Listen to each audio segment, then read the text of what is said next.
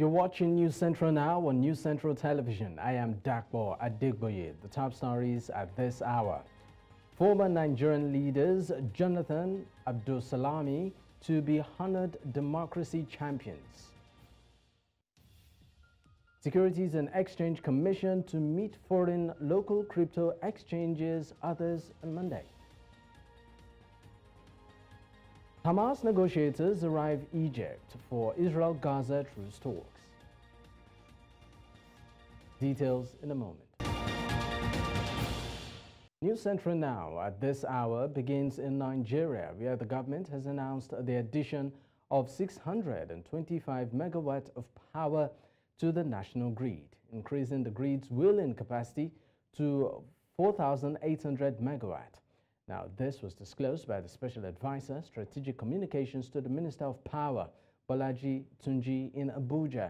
Bolaji quoted the Minister of Power, Adebayo Adelabu, as saying that at the inauguration of the 63 mega volt ampere, that's at 132 to 133 kilowatt mobile station at Ajah, Lagos, and at the inauguration of 60 megavolt ampere, that's at 132 to 33 kilo volt power transformer in Benin Kebbi. According to the minister, the pivotal project is a testament to the renewed hope agenda of the president towards transforming the power sector in the pursuit of reliable and sustainable energy infrastructure for a better Nigeria. The Nigerian Electricity Regulatory Commission has unbundled the Transmission Company of Nigeria, TCN, by establishing the Nigerian Independent System Operator of Nigeria Limited, NISO. The NERC made this known in an order dated April 30th, 2023 and signed by the NERC Chairman, Sanusi Garba, and Vice Chairman, Musiliu Oseni. The NERC also ordered the Bureau of Public Enterprises, BPE, to, within 30 days, register the Independent System Operator as a distinct entity from the Transmission Company of Nigeria with the Corporate Affairs Commission. The Nigerian Independent System Operator Limited will be responsible for managing the national grid and other system operations related to market contracts and transactions. President Bola Ahmed Tinubu will commission 3 critical gas infrastructure projects being undertaken by the Nigerian National Petroleum Company Limited and partner. This was disclosed in a statement by the Special Advisor to the President on Media and Publicity, Ajurin Ganale. He said the project supports the government's effort to grow value from the nation's gas assets while eliminating gas flaring. The projects lined up for commissioning include the AHL Gas Processing Plant 2, the second project, the ANOH Gas Processing Plant, is a processing plant designed to process non-associated gas from the Asa North or Haji, a south field in Imo State. And lastly, the ANOH OB3 CTMS gas pipeline project will evacuate dry gas from the Asa North or Haji South Primary Treatment Facility to the OB3 Custody Transfer Metering Station for delivery into the OB3 pipeline system. Let's also tell you that in the judiciary, we understand that the Court of Appeal has set aside the Lokoja High Court order against the Economic and Financial Crimes Commission and its chairman, Ola Olukoyede, in a contempt case filed by former Kogi State Governor Yahaya Bello. The Court of Appeal, presided over by Justice Joseph Oke Oyewole, granted the EFCC's motion for a stay of execution and proceedings in the contempt case pending before the Kogi State High Court. The court held that the motion ex parte had merit and adjourned the hearing of the motion on the notice to May 20th, 2024. It also ordered substituted services of all processes in the case to be pasted at Yahaya Bello's last known address in Abuja. The affiliate court's decision has halted the contempt proceedings against the EFCC and its chairman and allows the appeal filed by the anti-graft agency against the ruling of the Lokoja High Court to proceed. Of course, to give us insight on this, we are joined on the news by a legal practitioner and principal partner at Oluwatodimu Ige and Associates. Joining me is Oluwatodimu Ige. Thank you for your time. Now, let's talk about the legal reasoning behind all of this. What do you consider the legal reasoning the Court of Appeal is likely to have, considered in justifying this particular move? All right, thank you for having me. Now, the position of the law is very clear that it is within the right of parties to appeal a decision of the lower court. Now, having said that, what the EFCC has done is to approach the Court of Appeal to say the lower court in Kogi has given a decision that we are not comfortable with, that we intend to contest. So they brought the application to the Court of Appeal as of right to say we are not comfortable with this, we do not agree with this order of the lower court. So what the court has said is, the application was brought as party. So an interim, a stay of proceeding was granted pending the time of hearing the appeal on notice, which you have earlier stated that the hearing will now come up on the 20th of May. So as it stands, the Court of Appeal only honor the trial provision of the law that it is within the right of parties to appeal a decision of the lower court. Now, considering the procedural details like the adjourned hearing and substituted service, what is the likelihood of a successful appeal by the Economic and Financial Crimes Commission against the Lokoja High Court's ruling? Now, as it stands, now that the EFCC has filed an application to the court to say that we are contesting this judgment, the court has now said, go ahead to serve your application on the other party. Now, it is also the right of the other party to give a response, to give a defense to whatever has been filed, to say, no, we believe that there is merit in the decision of the lower court. So it is on the strength of the evidence that they also adduce. It is on the strength of their own application to the court that the court will now look into both submissions, the submission of the EFCC and the submission of the IABINU. The court of appeal will now look at it and give a decision based on the merit and the value of whatever they have put forward to the courts. Now, this case involves, like you mentioned, the former governor of Kogi State, Yahaya Bello, and the Anti-Graft Agency. Now, how might this specific situation and the Court of Appeal's decision impact public perception, particularly in the areas of accountability and the fight against corruption in Nigeria?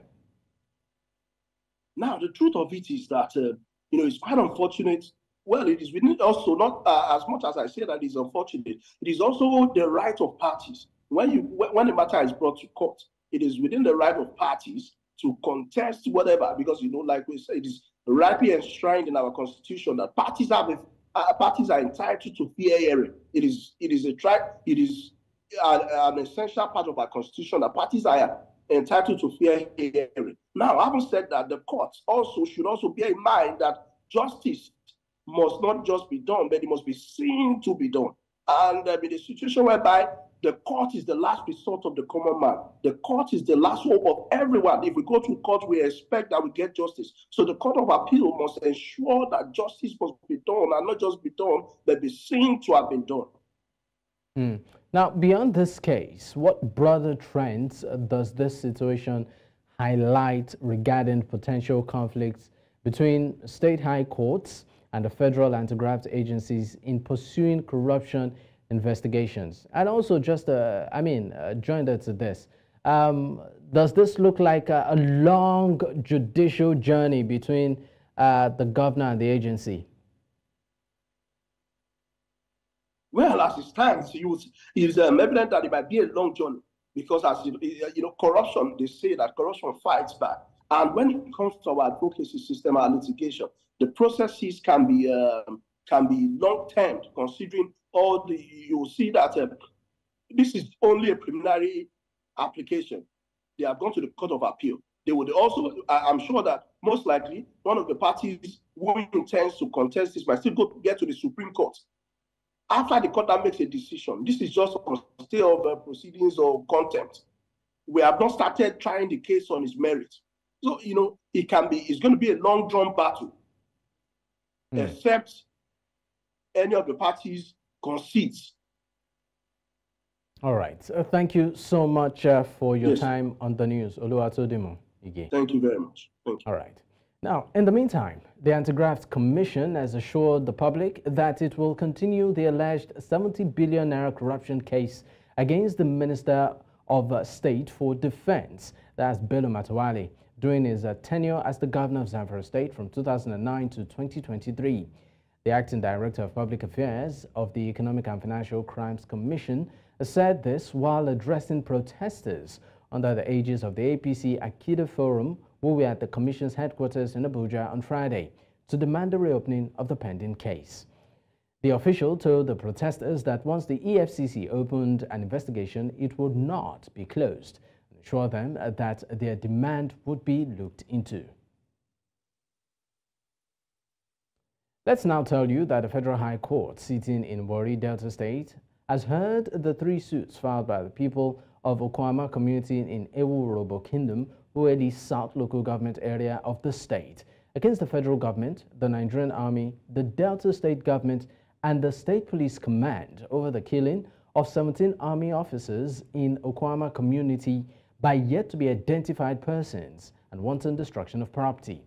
Now, News Central's Austin Azu tells us more.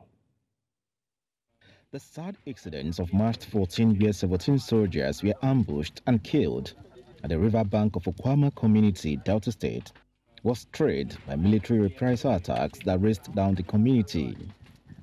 Declaration of the King of Ewu and others wanted, bringing pain and agony to the people of Okwama community. The people of Okwama community have now filed damage claims of 100 billion naira against the Nigerian Army at the Federal High Court in Warri. The 3 cases are seeking, among others, the enforcement of fundamental rights to life, personal liability, dignity of human persons, right to acquire and own immovable property, and right to presumption of innocence as guaranteed in the 1999 Constitution of the Federal Republic of Nigeria, as amended 2023. Among the respondents in the cases are the President, Commander-in-Chief of the Armed Forces of the Federal Republic of Nigeria, the Federal Government, Attorney General of the Federation, Chief of Defense Staff, Chief of Army Staff, Nigeria Army, Governor of Delta State, Commissioner of Police, Delta State Command, Attorney General of Delta State, and Commander, 181 Amphibious Battalion, Nigeria Army, Agbo, Delta State. Professor Joseph Abugu, Senior Advocate of Nigeria, who led a team of lawyers for the applicants in the suit, told the court that the Nigeria Army and other respondents have been duly served notice of the applications. The respondents and their legal representatives were, however, not in court. Speaking with journalists, Professor Abugu accused the Nigeria Army of invading and raising down Okwama community. We do think that the actions of the military in invading the Okwama community on a vengeance mission is unconstitutional. It's a breach of the fundamental rights of the indigenes and residents of Okwama community. And since the court is the last hope of the common man, the community has no army of its own and is powerless before the army. But before the courts, we expect to get justice. And that's why we're here. Meanwhile, the presiding judge, Justice Sanin, has adjourned the hearing on the applications to June 4th, 2024. In Warri, Delta State, for News Central, Austin Azu. No fewer than 7 persons have been reported dead after a fuel tanker exploded along the Warri-Sapele Road in Delta State, South Nigeria. The fuel tanker fell and exploded on Friday morning near Ometan Junction along the dilapidated, ever-busy Warri-Sapele Road. It was gathered that a mother and a child were among those who died when the fuel-laden tanker lost control and fell, spilling its content on the road before exploding. Houses and businesses were burnt as a result of the explosion. Meanwhile, the state governor, Sheriff Obor of Warri, has visited the scene of the incident.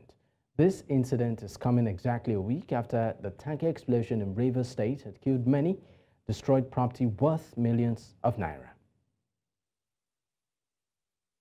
This morning, around the kind 10 o'clock, so when the radio went for, so we can see the head of the truck he just put come out. As he just put come out, now the back of the rock. Small time, now the fire just catch. As soon as the fire just catch, now the fuel called the pump. People come, they try to run. And this woman went in the front, he called this motherfucker run. So now he can't come back again. Say, make her carry picking. As he can't come back, say, make her carry picking. Now the fire just trap over there. Now so the fire just burn, destroy the house, destroy generator, destroy food. Both yonder, both that bar when they yonder, he destroyed them. Destroy that lorry with the so kill a person for there. That boy tried to run. Now the fire just meet her there, kill her there too. Very, very sad incident. Commiserating with my colleague Rivers, what happened a few days back. This is happening in my state. Very sad, very sad, very, very sad. 2 of Nigeria's former presidents, Goodluck Jonathan and General Abdulsalami Abubakar, retired, will receive awards as democracy champions as Nigeria gets set to mark the 25 years of uninterrupted democracy on its annual Democracy Day celebration.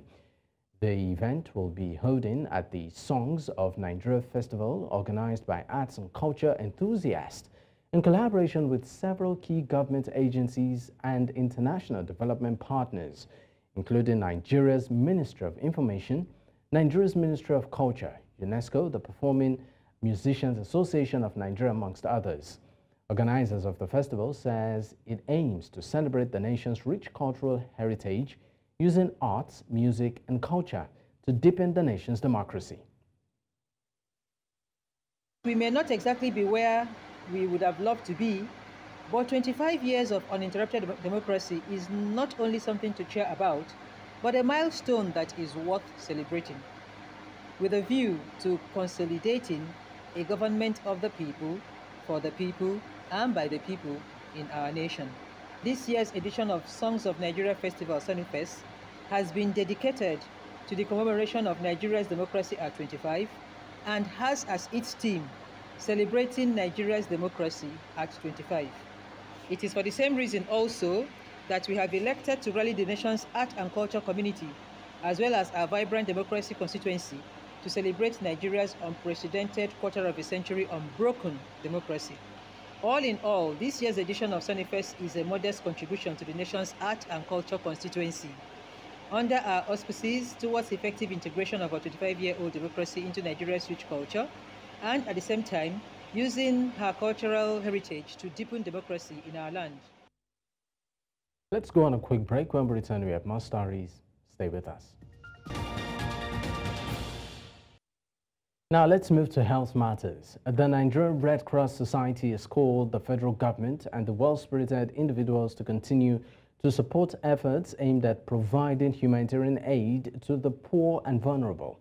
This was as the Red Cross unveiled its program for the celebration of the International Red Cross Day, saying humanitarian and aid workers deserve to be celebrated for their resilience and doggedness to reaching millions in need.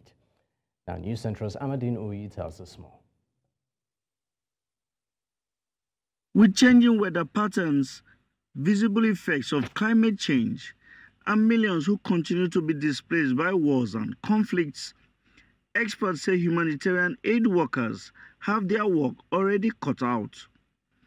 As the Nigeria Red Cross gets set to mark the 2024 World Red Cross Day, they commend the commitment and resilience of humanitarian aid workers. In the course of our commitment, we have witnessed the worst of brutality to humanity, but we also have seen the very best in human kindness. Strangers have become united into a single family. Great community efforts in resilience have been observed with individuals rising above adversity. As we commemorate the 8th of May, it is a time to reflect on the numerous contributions that the volunteers are providing within the different communities. They urge humanitarian aid workers to recommit themselves to the values that motivates their work to reach out to millions in need. Let us recommit ourselves to the principles of neutrality, impartiality, and independence. Let us continue to stand in solidarity with those affected by conflicts, disaster, and crisis. Let us amplify the voices of the vulnerable and the marginalized. We also take this opportunity to remind that humanity is really what brings us all together, and that's why the theme for this year's celebration on 8th of May will be Keep the Humanity Alive. The humanity was the main reason behind the foundation of this international movement 160 years ago. It is a call on each and every one of us here, including the public, to say we can alleviate the suffering of the most vulnerable if we take into cognizance that each and every one of us is a human being. We have a responsibility to one another, and we can actually support one another if we take that initiative. Activities for the International Red Cross Day will run throughout the course of the next 1 week. In Abuja for News Central, I am Amadin Uyi. The Adamawa State government has confirmed that 42 persons have died due to an outbreak of measles. The Commissioner for Health and Human Services, Felix Tamwanwe, who provided an update on the outbreak, said the deaths occurred in Mubi and Gombe local government areas. He said the outbreak affected 8 wards in Mubi and 7 wards in Gombe. The commissioner also gave the death toll of 42 of the 308 affected persons in both local government areas. As part of measures to avert further spread, Tangwanme said all LGAs in the state had been put on red alert. He also said his ministry, on receiving reports of the outbreak, responded swiftly, which was why it was able to be managed to a certain level. Now, to discuss this on the news, I am joined by the CEO and co-founder, My Medicare. That's Dr. Chukwuka Pascal Obodo. Thank you for your time. Dr. Obodo, if you can hear me, let's get straight to it. What are the underlying causes behind the recent measles outbreak in Adamawa State, particularly in the highlighted local government areas of Mubi and Gombe? Okay, thank you very much for that. In regions like this, a lot of factors come into play. One on the list is hesitancy for people, taking these vaccines. All right, because for you not to get this viral infection, you need to properly, vaccinated. Okay, so there is more like a low penetrance to vaccination around that axis.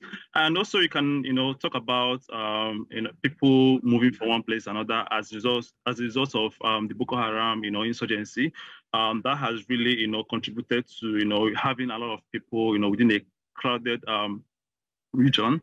In addition to that, a lot of children are not, their nutrition level is not optimal. So that, of course, these are some of the factors that really would have contributed to what we are dealing with in Adamawa State. Now, what specific factors do you think also contributed to the high mortality rate of about 42 persons of the 308 affected individuals, in the outbreak? Okay, yeah. So most likely is because of low vaccination. All right. For you to really be able to curtail measles, we are looking at a vaccination of up to about like 95%. Even in certain countries like UK, where you have up to like 70 to 80%, such level is still not enough to properly curtail the outbreak of measles. So comparing that to what we have here, which of course people not see some of the vaccines are really. But many people are not, because of maybe their cultural backgrounds or their beliefs, they are not very much open to these vaccinations. So that really can contribute significantly. Let's also look at how, effective were the measures implemented by the ministry, implemented by the Ministry of Health and Human Services in responding to the outbreak and managing the situation. How would you rate the efforts of the officials and the government so far? Okay, for me, I would say it has been swift. Okay, starting off from properly reporting the number of cases, and from what I read from the news, because I've really been following this up, it's properly documented, for morbid number of cases that they have, the mortality, same thing with Gombe. All right. So, and they have actually been able to, set up a protocol team that can really follow up, asking questions and ensuring that, those people that's directly exposed, they properly receive the adequate care that they need. And, of course, properly isolate them within that space of time, preventing it from getting to more individuals. Now, let's explore also strategies that you feel can be employed to prevent future outbreaks like this, and also improve the overall public health preparedness in the state. Okay.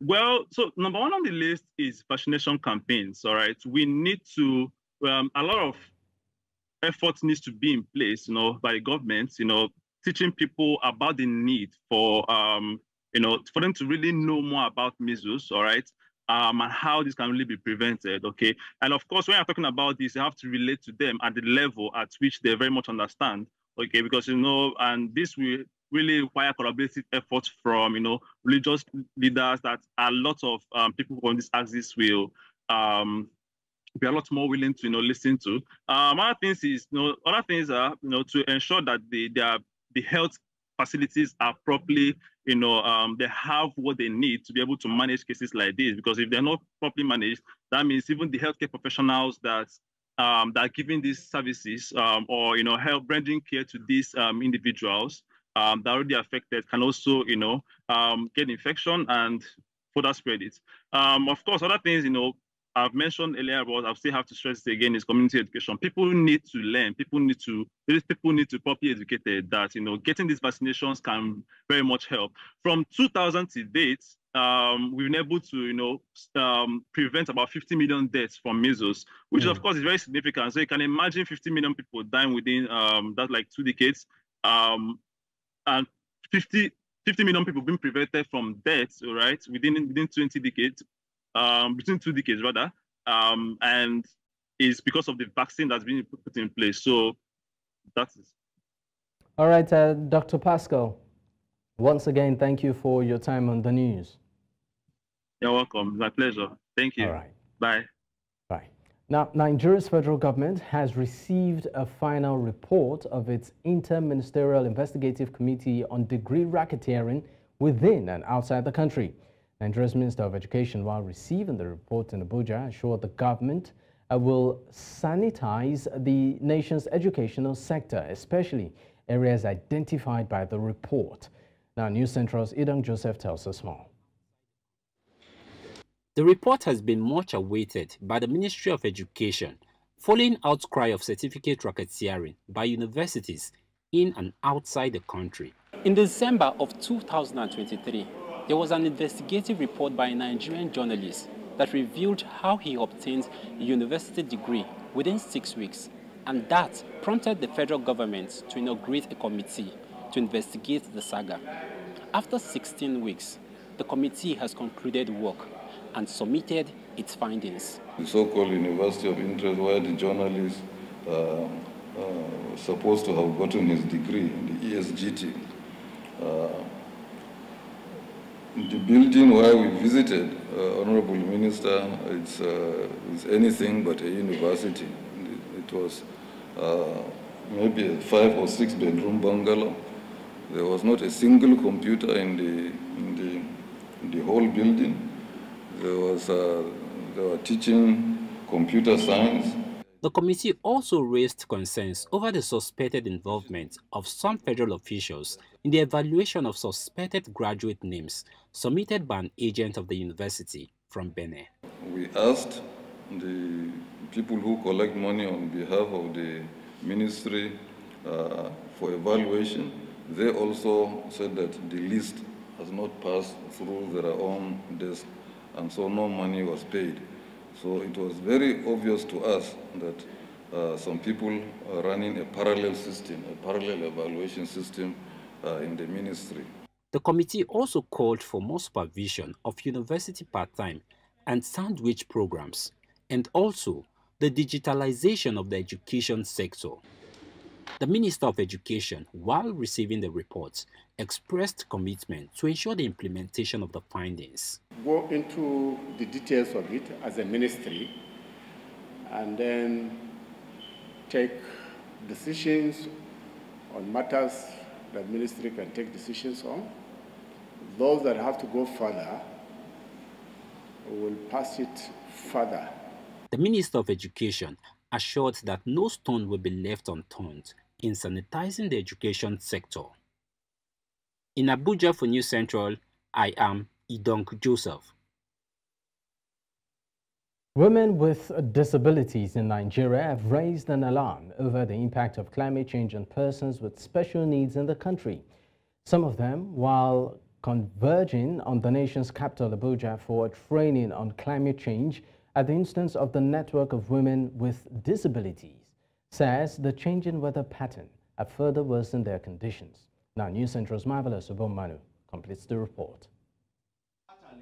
Can you imagine a situation where there is a fire outbreak, flooding, or building collapse with persons with special needs within the same vicinity? This clearly describes the threat climate change poses on persons with special needs, especially women with disabilities. Disregard the size of this room. It is looking too small, yes. But conversations coming out from this particular place is very enriching, mind-blowing and eye-opening. These are women with disabilities here, and they are being trained on how climate change is affecting them based on the peculiarity of their disability. What we are also training them for is that government in its intervention, climate change intervention, should prioritize these vulnerable groups in terms of the distribution of intervention materials, in terms of even planning policy development, so that their voices will be incorporated in making this decision. Oftentimes, some of these women go through difficulties in trying to cope with the effects of climate change on their lives and livelihoods. Some of them in this training in Abuja describe their experience. Climate change affects women with disability in terms of like when there is what will I call it, flood. A woman with disability cannot access the road if a woman with disability is coming from somewhere else and there is flood in the area which she or he will pass. She will not be able to access it due to the climate change. And ordinary person can do that, but a woman with disability cannot. In terms of also the increased sun intensity as a result of depletion of the ozone layer, it affects greatly, especially people with albinism. We know generally that the cost of taking care of their skin is very high. Person with albinism, the sun, the weather is too hot for us.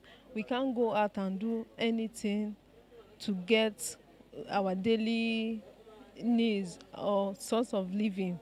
So they have to make available means for us so that we can be able to cope. The resounding echo in this room is that any climate change intervention from government or concerned individuals or groups should be planned, bearing in mind how women with disabilities can access such interventions. In Abuja for News Central, Marvelous Oboman. Let's, of course, tell you that there is a growing tension in Maiduguri's Baga fish market as a power struggle erupts within the local fish producers and marketers association. The youth and elderly members of the association are at odds after the current leadership, which has been in place for 21 years, prevented them from holding a Congress meeting to change the leadership. Now, News Central's Maru Kiarawa completes the report. One brisk business of the people in the Lake Chad, fish production and marketing. The relative peace in the region is bringing up multiplicity of job opportunities to the teeming populace. This group of young and elderly of the Fish Producers and Marketers Association are at the NUJ Press Center, Maiduguri, to voice out their concerns. kuma kundin tsari muna da constitution da ya bada cewa shekara hudu za a yi a sauka mulki, yau shekaransu 21 kuma ana karban kudaden mu babu takardan ko tsire da ake bamu, babu receipt da ake bamu. An dira mu wanjin ba gwamnati daidai isu suru ausha da ga wanda fitina don yi dunan duye sa ko zina kaso roga yi. To a gaskiya muna fata gwamnati ta shiga cikin wannan harka. Ya za a ce daga Baga zuwa Maiduguri mu biya miliyan 1,500 a trailer da banan. Wani ya zo daga Onitsha, Enugu, Asabar, Lagos, Kano, Kaduna ya cika trailer zuwa kasansa da 10,000 a karbi da banan. Mu ba 'yan kasa ba ne. Now, the rival factions are appealing to the government to intervene and ensure a democratic transition of power after police disrupted their attempted Congress meeting. All avenue has been exhausted. We don't have hope anywhere. I think the hope is you guys and the EFCC, who are now seriously or thoroughly investigating the embezzlement these people committed on the government revenue. Other dealers in the Baga fish market, Maiduguri, have this to say. Kuɗi ne za a haɗa shi ko baka ba na mutum 30 ko 20 ko baka ba. A wuri ɗaya a je a biya naira 500 ne 600 ne a biya sai a ɗauko da sit ɗin sai a kawo shi. Idan aka kawo shi ko baka ba an riga an biya kuɗin wannan mota kenan. Mutane suna bukatan wai kowanne wai in an kama ka kwali biyu ko baka ba ka je a baka receipt ka tabbatar ka biya naira 3,000 tukuna wai kafin ka tabbatar ka biya wa gwamnati kuɗinsa. Wannan kuma jahilci ne ko baka ba. Residents fear the dispute could disrupt the important fish trade that the Baga market is known for, which supports many local livelihoods. Allah shine zamani shi yake kawo zamani. Babu wani mutumin da zai dora abin da Allah bai dora ba. Amsa sonuna samilan social media lan godana and yoro soro dioro jana sakin. Shinde nam zain arma mu wanjin ba dusu dai ande kasanya ba.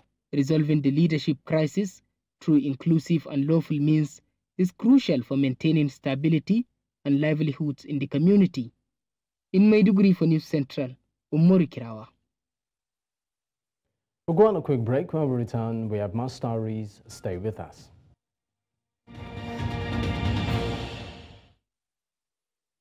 A Hamas delegation arrived Saturday in Egypt for the latest round of talks on a proposed truce and hostage release in Gaza. According to local media, an unnamed high-ranking source says there is significant progress in the negotiations between the Palestinian militant group and Israel. It added that the Egyptian mediators have reached an agreed-upon formula on most points of contention. A top Hamas official earlier accused Israeli Prime Minister Benjamin Netanyahu on Friday of trying to derail a proposed Gaza truce and hostage release deal with his threats to keep fighting the Palestinian militant group. Let's also tell you that hundreds of supporters of Israel in Gaza faced off at a Sydney university on Friday, bringing chaos or echoes of U.S. college protest and Middle East tumult to a campus and continent on the other side of the world. Rival demonstrators came eye to eye, shouting slogans and waving flags. Still, except for a few heated exchanges, and the protest and counter-protest passed off peacefully. But it was another sign that the war in Gaza approaching its 7th month and the long-rumbling U.S. culture wars are reeling politics oceans away, as pro-Palestinian demonstrators have been camped for 10 days on a green lawn in front of the University of Sydney's sprawling Gothic sandstone edifice, a bastion of Australian academia.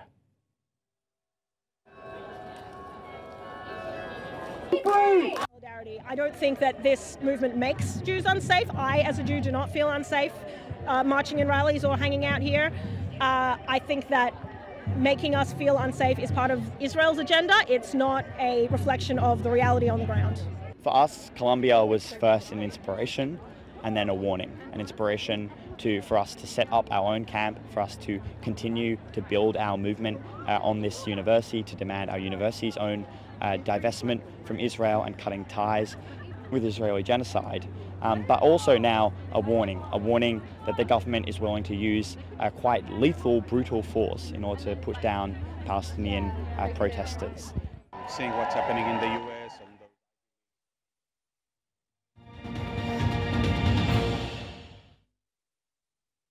The Kenyan government has invited a consultant to relook into the cryptocurrency regime, Signaling a shift from the hardline position Central Bank of Kenya has been holding over digital currencies in the past. President William Ruto revealed that Marathon Digital Holdings had been invited to consult with National Treasury and Energy Ministry over the cryptocurrency regime. Marathon Digital Holdings is one of the largest Bitcoin miners in North America.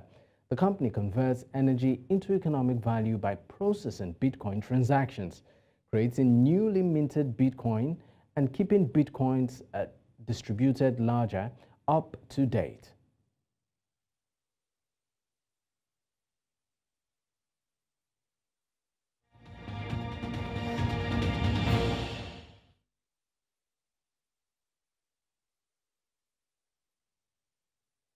The 2024 IFBB West African Championship, held in Accra, Ghana, ended on a high note for Nigeria as James Chima Sunday claimed the overall title in men's bodybuilding, earning him the prestigious IFBB Elite Pro card and marking his transition to a professional athlete.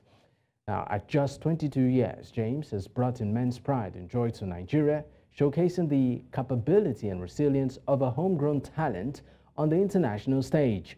Born and raised in Nkanu, Enugu State, James was not only known for his impressive physical statistics standing of 176 centimeter tall and weighing 75 kilogram, but also for his mental fortitude and dedication to the sport. His success at the 2024 IFBB West African Championships is not just a personal triumph, but a moment of national pride, further solidifying Nigeria's standing in the international bodybuilding community as it prepares for future competitions.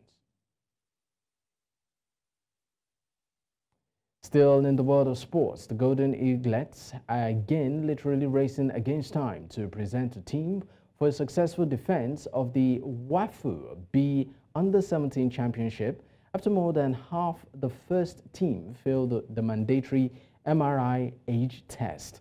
This comes as Nigeria have only until Monday to submit a final squad list to the organizers. Coach Manu Garba was reappointed late to his former post, and he is now under even more pressure to line up a team who will qualify for the Under-17 AFCON tournament from WAFU B qualifying series in Ghana from May 15th. Five-time world champions are drawn in Group B alongside Burkina Faso, Togo, and Niger Republic. Now, 2 years, Nduka Ugbede led the country to win the sub-regional tournament, only to fail to qualify for the Under-17 World Cup.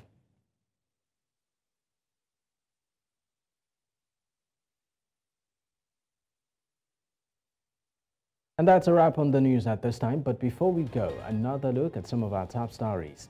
We told you that former Nigerian leaders Jonathan and Abdulsalami to be honored as democracy champions. Securities and Exchange Commission to meet foreign local crypto exchanges, others on Monday.